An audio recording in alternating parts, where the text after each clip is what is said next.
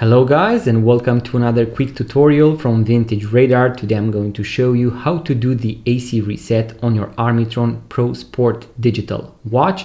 This is going to work for a bunch of other watches out there, but today we have this particular model. As you can see guys, here on the back we have a sticker that says to restart after changing battery, short circuit the 2 points to each other as indicated by the reset arrow. Now what you want to do, as you can see, we have here a reset and an arrow that points to this exact point. And what you want to do is to touch it with one tip of the pair of tweezers, and then we are going to touch this for 3 seconds with the other end. If you turn the watch around, it should reset to 12 AM. That is a good indication that you have done the AC reset correctly.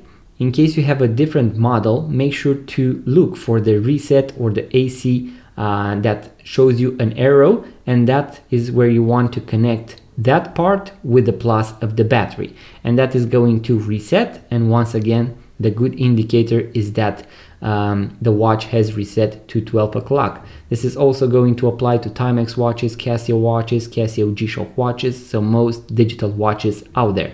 In case you want to watch the full guide with the full battery replacements, how to remove the strap, the back, and also how to replace the battery, open the watch battery cage, make sure to check out the link in the description box below, because I'm also going to post the full guide with all the things that I have done and how to assemble the watch back together. Once again, link in the description box below, as well to all the tools that I normally use when working on my watches.